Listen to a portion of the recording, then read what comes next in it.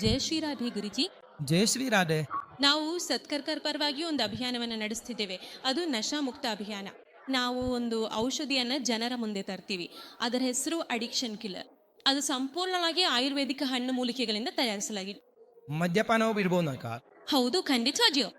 ಯಾವುದೇ ರೀತಿಯ ವ್ಯಸನ ಆಗಿರಲಿ, ಖೈನಿ, ಗುಟ್ಕಾ, ಮದ್ಯ, ದಾರು, ಯಾವುದೇ ರೀತಿದು. ಚೆನ್ನಾಗಿದೆ.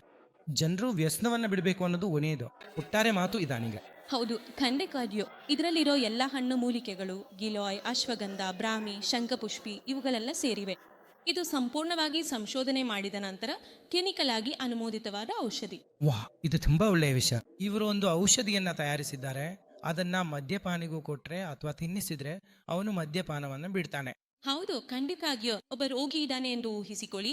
ಅವನು ವ್ಯಸನವನ್ನು ಬಿಡಲು ಇಚ್ಛಿಸುವವನಲ್ಲ. ಮನೆಯವರು ಅವನಿಗೆ ಹೇಳದೆ ಯಾವುದೇ ಆಹಾರದ ವಸ್ತುವಿನಲ್ಲಿ ಮಿಶ್ರಣ ಮಾಡಿ ಕೊಡಬಹುದು ಅಥವಾ ಹೇಗಾದ್ರೂ ಕೊಡಬಹುದು. ಆದ್ರೂ ಅದೇ ರೀತಿ ಪರಿಣಾಮ ಬೀರುತ್ತೆ. ಔಷಧಿಗೆ ಯಾವುದೇ ರುಚಿಯೂ ಇಲ್ಲ, ವಾಸನೆಯೂ ಇಲ್ಲ.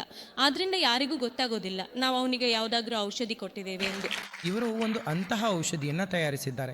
ಆ ಔಷಧಿಯಿಂದ ಜನರು ಮದ್ಯಪಾನ ವ್ಯಸನವನ್ನ ಬಿಡಬಹುದು. ನೀವು ಕೂಡ ವ್ಯಸನವನ್ನ ಬಿಡಲು ಇಚ್ಛಿಸ್ತಿದ್ರೆ ಖಚಿತವಾಗಿ ನಶಾಮುಕ್ತ ಅಭಿಯಾನಕ್ಕೆ ಸೇರಿ. ವ್ಯಾಸನವು ಮದ್ಯಪಾನ, ಸಿಗರೇಟು, ತಂಬಾಕು, ಅಫೀಮ್, ಚರಸ್, ಗಾಂಜಾ ಅಥವಾ ಯಾವುದೇ ಆಗಿರಲಿ, ನಿಮ್ಮ ವ್ಯಾಸನದ ಅಭ್ಯಾಸವನ್ನು ಬಿಡಬಹುದು. ಆದ್ದರಿಂದ ಇಂದೇ ಅಡಿಕ್ಷನ್ ಕಿಲ್ಲರ್ ಅನ್ನು ಅಳವಡಿಸಿ ಮತ್ತು ವ್ಯಸನದ ಅಭ್ಯಾಸದಿಂದ ಮುಕ್ತವಾಗಿರಿ.